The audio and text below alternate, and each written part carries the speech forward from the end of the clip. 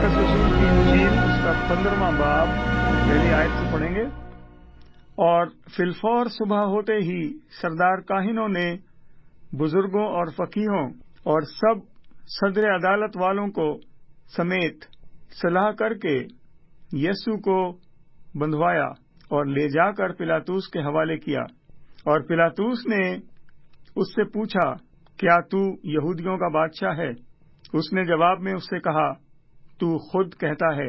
और सरदार काहिन उस पर बहुत बातों का इल्जाम लगाने लगे।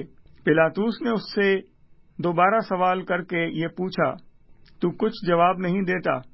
देख, ये तुझ पर कितनी बातों का इल्जाम लगाते हैं। यीशु ने फिर कुछ जवाब न दिया, यहाँ तक कि पिलातुस ने ताज्जुब किया। और वो ईंट पर एक कैदी को, जिसके लिए लोग अर्ज करते थे, उनकी खातिर छोड़ दिया करता था। और बर्रबा नाम एक आदमी उन बागियों के साथ कैद में पड़ा था, जिन्होंने बगावत में खून किया था। और भीड़ ऊपर चढ़कर उससे अर्ज करने लगी कि जो तेरा दस्तूर है वो हमारे लिए कर। पिलातुस ने उन्हें ये जवाब दिया, क्या तुम चाहते हो कि मैं तुम्हारी खातिर यहूदियों के बादशाह को छोड़ दूं? क्योंकि उसे मालूम था कि सरदार काहिनों ने इसको हसद से मेरे हवाले किया है।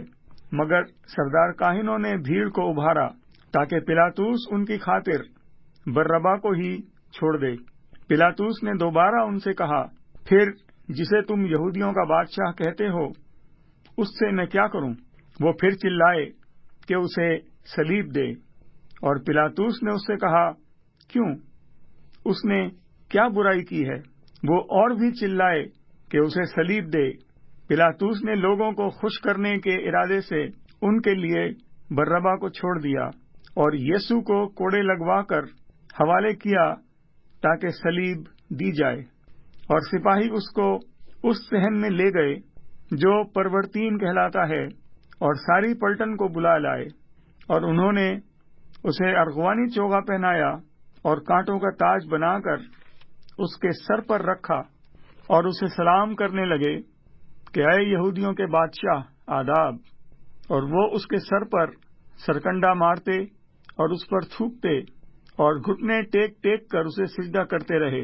और जब उसे ठट्ठों में उतार चुके तो उस पर से अरगवानी चोगा उतारा, उसी के कपड़े उसे पहनाए, फिर उसे सलीब देने को बाहर ले गए। और शमाउन नाम एक कुरेनी आदमी सिकंदर और रूफस का बाप देहात से आए हुए उधर से गुजरा। उन्होंने उसे बेगार में पकड़कर उसकी सलीब उठाने को कहा और वो इस मकाम गलगत्ता पर लाए, जिसका तर्जुमा खोपड़ी की जगह है। और मरीली हुई मैं से उसे देने लगे, मगर उसने न ली। और उन्होंने उसे मसलूब किया और उसके कपड़ों पर कुरा डालकर कि किसको क्या मिले, उन्हें बांट लिया।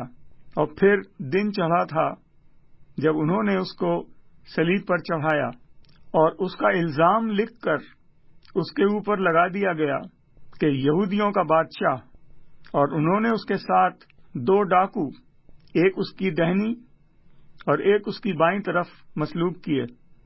तब इस मजमून का वो नविश्ता कि वो बदकारों में गिना गया पूरा हुआ। और राह चलने वाले सर हिला हिलाकर उस पर लान तान करते और कहते थे कि वाह, मकदिस के ढाने वाले और 3 दिन में बनाने वाले सलीब पर से उतरकर अपने तईं बचा। इसी तरह सरदार काहिन भी फकीहों के साथ मिलकर आपस में ठट्टे से कहते थे, उसने औरों को बचाया, अपने तईं नहीं बचा सका। इस्राएल का बादशाह मसीह अब सलीब पर से उतर आए ताकि हम देखकर ईमान लाएं। और जो उसके साथ मसलूब हुए थे वो उस पर लान तान करते थे। जब दोपहर हुई तो तमाम मुल्क में अंधेरा छाया और तीसरे पहर तक रहा। और तीसरे पहर को यीशु बड़ी आवाज से चिल्लाया और कहा, इलाही इलाही लमा शबक्तनी, जिसका तर्जुमा है, आए मेरे खुदा, आए मेरे खुदा, तूने मुझे क्यों छोड़ दिया।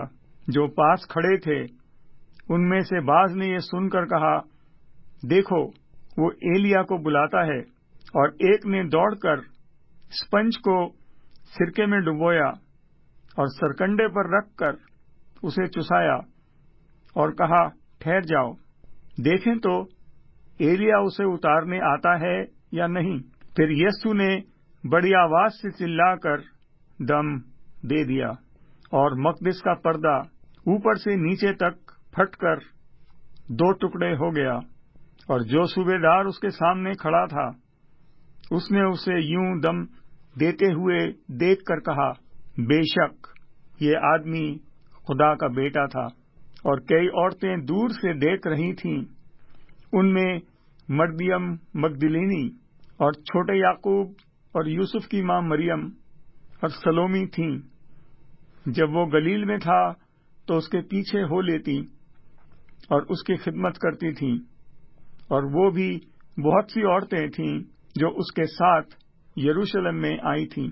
جب شام ہو گئی تو اس لیے کہ تیاری کا دن تھا جو سبت سے ایک دن پہلے ہوتا ہے، ارمیا کا رہنے والا یوسف آیا، جو عزت دار، مشرق اور خود بھی خدا کی بادشاہی کا منتظر تھا، اور اس نے جرأت سے پلاطس کے پاس جا کر یسوع کی لاش مانگی، اور پلاطس نے تعجب کیا کہ وہ ایسا جلد مر گیا، اور صوبے دار کو بلا کر اس سے پوچھا کہ اس کو مرے ہوئے دیر ہو گئی۔ جب صوبے دار سے یہ حال معلوم کر لیا تو لاش یوسف کو دلا دی۔ اس نے ایک مہین چادر مول لی اور لاش کو اتار کر اسی چادر میں کفنانے کے لیے ایک قبر کے اندر جو چٹان میں کھودی گئی تھی اسے رکھا، اور قبر کے منہ پر ایک پتھر لڑکا دیا، اور مریم مگدلینی اور یوسف کی ماں مریم دیکھ رہی تھیں کہ وہ کہاں رکھا گیا ہے۔